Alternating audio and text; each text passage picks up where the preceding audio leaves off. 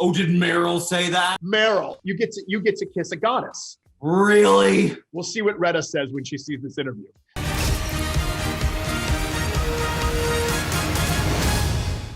Keegan, Andrew, how are you both? We're well. How are you, Simon? Yeah, I'm really good, thank you. It's like 9:15 in the evening here, so I'm going to be really, really brief, if that's all right. Yeah. It's lovely to see you both. I have to start by saying how much I love this movie. I had a huge smile on my face all throughout the film.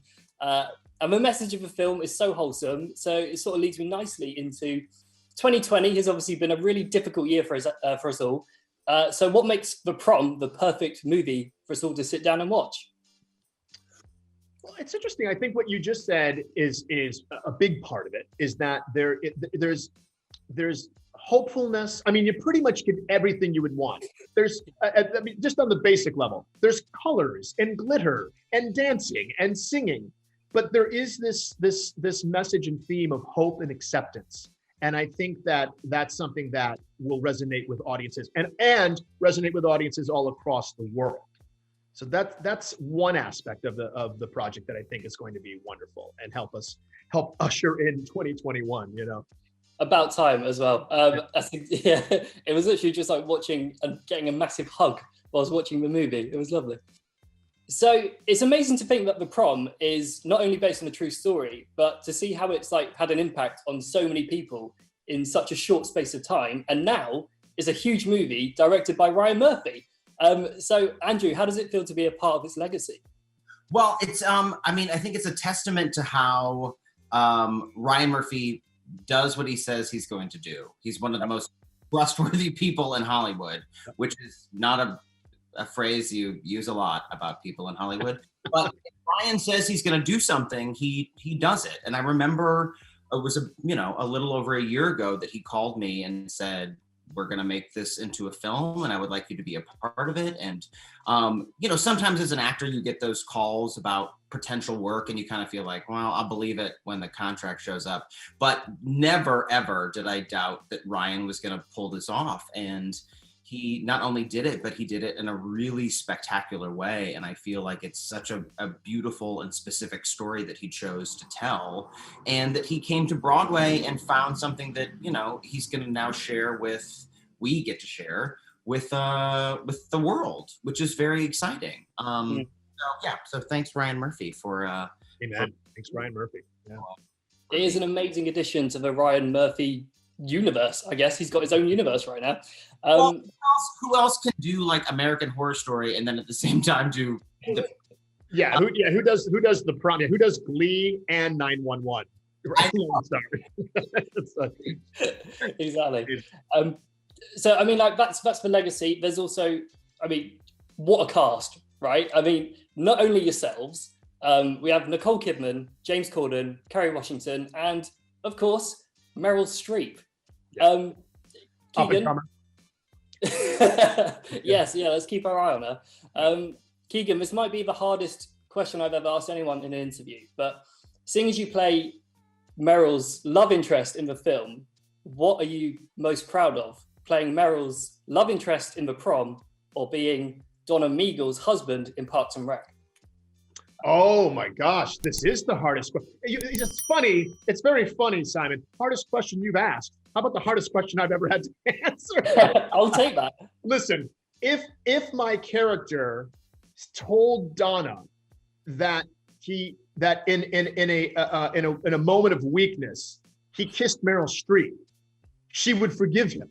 So I think it's almost like all women across the board. I'm like, you did what? Oh, Meryl Streep. Oh, it's like, so I'm gonna go Meryl Streep in The Prom. I think I'm safe with that answer. We'll see what Retta says when she sees this interview. That's right. Yeah, send her this interview, please. I'm a massive Parks and Rec fan, so that'd be amazing. And speaking of Meryl, am I right in thinking, Keegan, that your wife, when she found out you were playing Meryl's love interest, was really excited and basically sent you on a mission to retrieve some of her DNA?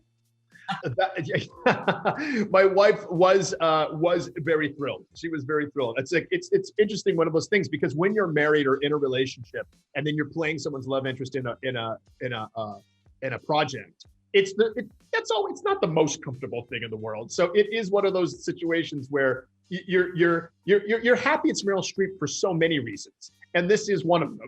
that like, I don't know what it is. It's her appeal. It's her appeal with people of her same gender. Because women they worship her. It's like you get to kiss a goddess as opposed to just a regular. You know what I mean? And so my wife was extremely supportive about that. She really was great about it. Yeah. And did you find I had this experience with my boyfriend that I would come home from work and well, today Meryl said, and be like, "Oh, did Meryl say that?" Yeah, no, yeah. I've gotten caught a couple of times where you say, because to me, Simon, it gets normalized because you're just at work. Eventually, you're kind of at work with your coworker, and then you go home and go, "Oh, it's so funny. Meryl said this thing. Oh, Meryl said this thing." It's exactly the same thing. It's exactly the same thing. Meryl, okay, and I'm like, all right, should I just tell the story and not mention Meryl? Why would I do that? That's one of the best things about being in a movie with Meryl Streep is you get to say that. Exactly. And you don't even need to chuck in Streep. It's literally just Meryl. Meryl, it's funny. Meryl's one of the rare one-namers who has two names. Like, you know what I mean? Like, she's a one-namer that has two names, which is very rare. It's rare. I was out to lunch recently with my friend Nikki James, and Nicole Kidman called me, and I probably should have saved her name in my phone as something other than Nicole Kidman, but I put it in Nicole Kidman. So it rang Nicole Kidman, and my friend Nikki was like, "Really?" Yeah, exactly. I know. What are we supposed to do? Simon, what are we supposed to do? I would literally be like showing everyone and be like, "Oh." Yeah. Guys, I wish I could talk to you for another half an hour. You're amazing. Congratulations on the film. Like I said, it's exactly what we need right now. And yeah, it's been an absolute pleasure to talk to you both. Thank you, Simon. Take care. Have a good night. Get some sleep. Thank you. Yeah, thank you. I'm actually going to go have a beer. So. Okay. Or do that.